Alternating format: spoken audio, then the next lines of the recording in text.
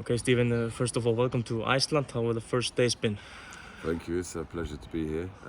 It's been a really nice start, apart from the result yesterday, of course. But putting the match aside, everything since I arrived has been great. You know, I felt a really warm welcome from everybody, the club, players, coaches, staff, fans as well. So it's been really nice. I've had some sunshine as well, which I'm told is rare, but.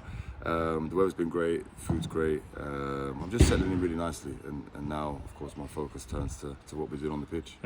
You've been getting especially good welcome from the Swamp Siki. He's been dragging you out on the pitch after each training, I heard. Yeah, we're doing little bits of extra every day, but that's what I'm here to do. You know, I wanna support, especially younger players, help them on their journey. I've got a real passion for coaching, so it works both ways, right? I'm hopefully helping him, and he's certainly helping me as well develop. But what drags you here? Like, why are you in Iceland now? I admit it was definitely random to begin with. So when the phone rang a month or so ago, the gaffer reached out to me and said, let's have a chat. I was unsure about what it would look like here, but I came over here a couple of weeks ago to get a feel for the place. Really enjoyed it. It surprised me actually how professional the setup is, especially here at Stianen. You know, they have everything. So I'm working with staff who are top notch. They're helping me, as I said, develop on my journey. That's a big draw for me, and also I believe we can achieve something as a club. You know, we've got the semi-final on Tuesday. We're not too far off the league leaders, and still plenty of games to go. So I believe we can achieve something here, achieve something special. So that's my aim. You know, as I said, to help the team, one as a player and as a coach, but also to learn. This comes through a good friend of mine, Bjarki. What is your relationship with Bjarki? So we spoke, this is going back many years now, when he was in Qatar, and they had interest in signing me there, and from there we just built a relationship. You know, the deal never happened, but we stayed in touch. I liked the way how he dealt with it, a very honest guy, and it's quite difficult to find sometimes in the murky worlds of football, but really honest and dealt with me really well when, we've become friends, and he mentioned to me about this and connected me actually a year ago. And nothing happened a year ago, just a very short conversation because I'd already agreed my deal in Turkey. But like I said, a month ago the phone rang and it all started from there. So it wasn't really close like a year ago? No, it was not even anywhere near. It was just a very brief conversation because I had already agreed to deal in Turkey. But it was just, I guess, planting seeds because that obviously encouraged Jürgen to reach out this year. But this, like your role in the stuff you opened up about wanting to become a manager. This is something that was important for you to get into the staffing member and trying to help the team on the pitch. Absolutely, that's going to be a really important role for me here to be assisting Jürgen in everything that he does.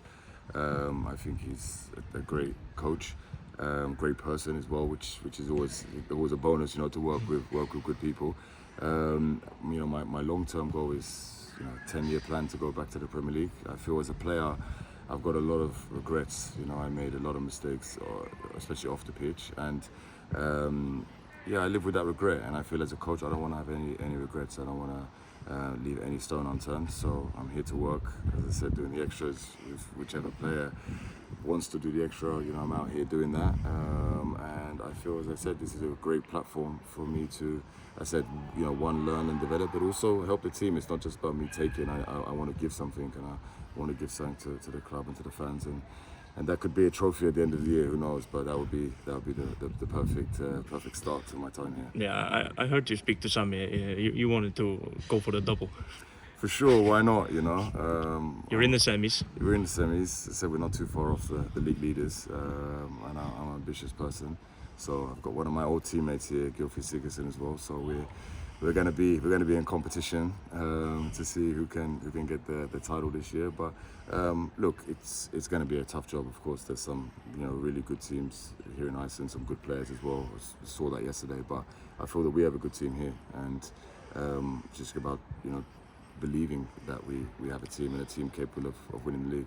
Since you mentioned Gylfi, I was gonna touch on that. How is it to have your former teammate here, and are you excited to stamp him a little bit? Yeah. I mean, listen, I know how good of a player he is, so I'm looking forward to playing him and not looking forward to playing against him at the same time because as I say he's a top talent. But it'd be good to catch up with him for sure.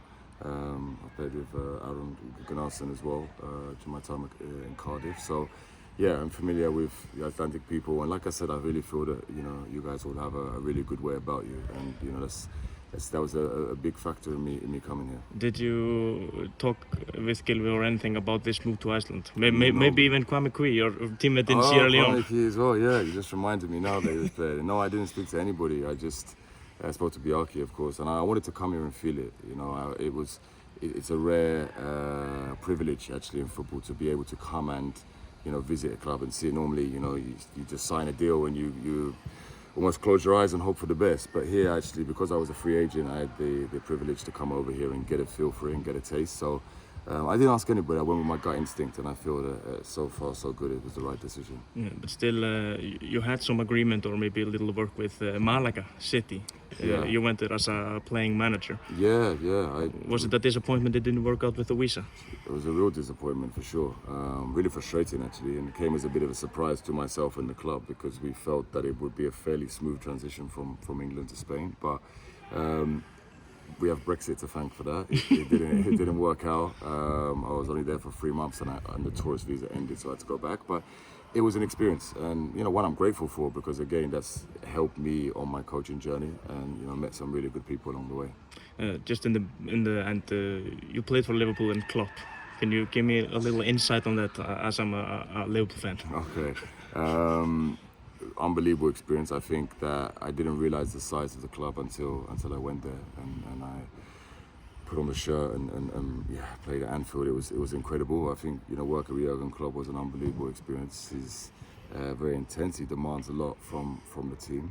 I definitely take a lot from him as a manager and work on how I want to be. But my favourite part was that he was a good person, and during the international break we were given the opportunity to bring all our families away to Tenerife, and we had a training camp there, and in the afternoons we were all in the hotels with our family and friends, and that was really lovely, so it's that side of it that I think makes the right environment, makes the environment that people want to work in. So as I said, I took a lot from him in a short space of time, and I want to now add that to my own coaching career. And from that period now you're taking Siggy the Swamp and creating a striker like he was playing against Dia.